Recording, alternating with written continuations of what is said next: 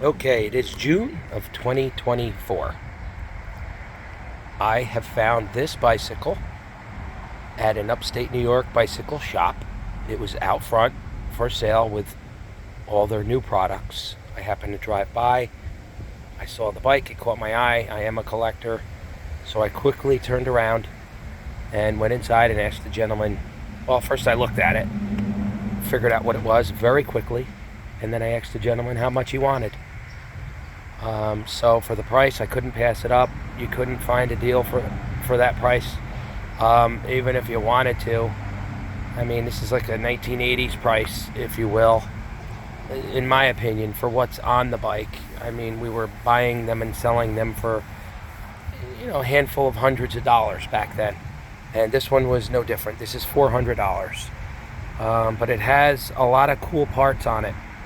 And just to find one this day and age, and for what it is, it's pretty neat.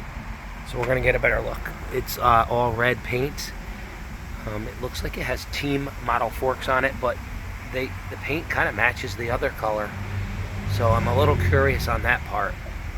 That should have like a tange pinched type of fork on it, because it is not a team model or a Super Goose. It's just a regular Motomag.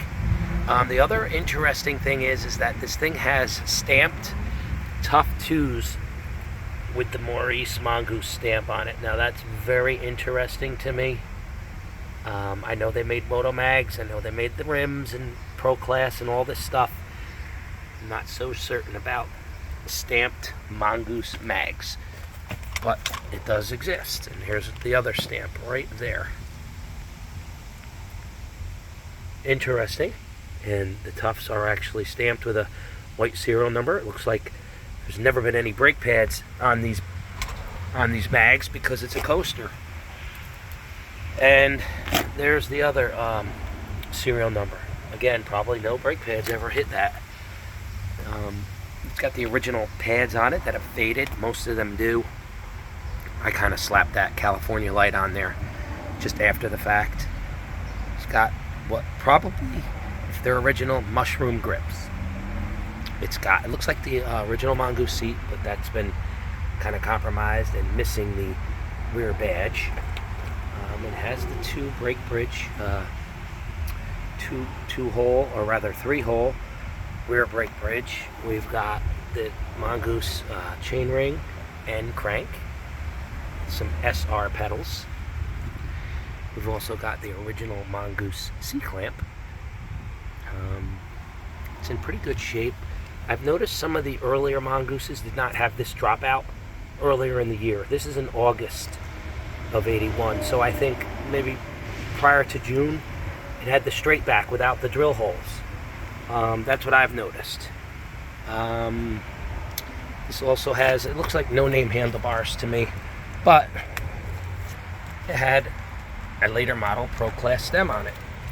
So somebody definitely changed that, because this wouldn't have had that stem. It's pretty neat though. It's Mongoose, by the way, anyway. And original decals. They're kind of beat up. And it's got the metal flange Toughs too, so they're early models. It's in overall pretty decent shape. Those little slide-in reflectors were common back then.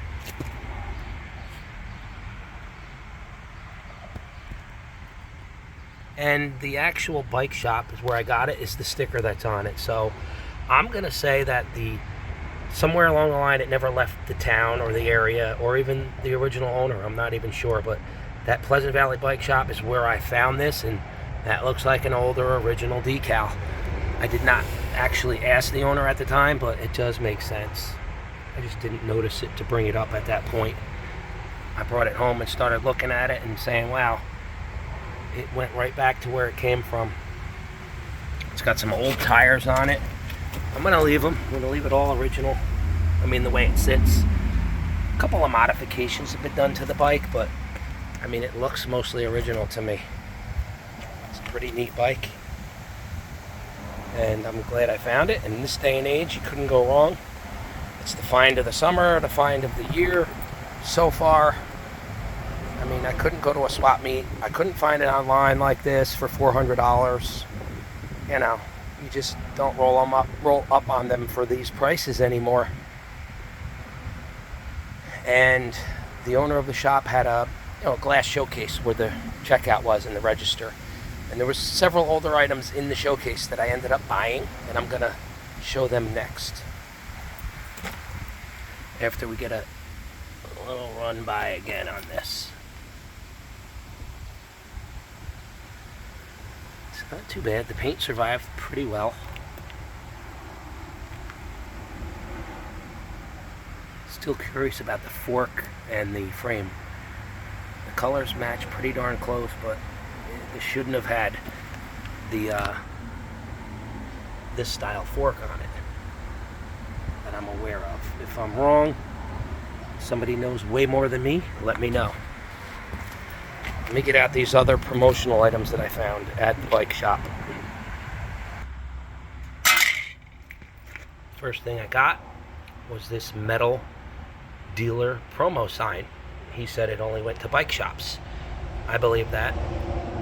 It's tin. I actually thought it was a decal when it was sitting in the showcase, but it turns out that it's metal, and that's pretty neat. I got this license plate bracket with the decal inside. I'm going to say this is from around 2000, maybe the late 90s, but it's still in its original package. It's been sitting at the bike shop for a long time. Last but not least were these two signed cards, both from SE Racing, Stu Thompson and Mike Buff.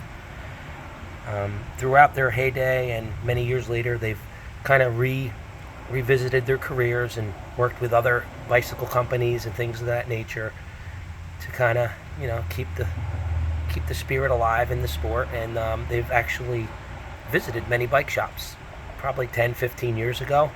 So these have been sitting in that bike case for all that time, and they were signed. They're both SE Racing, and I thought that was cool. And there it all is. Everything you see in this group was $400. Not a bad deal.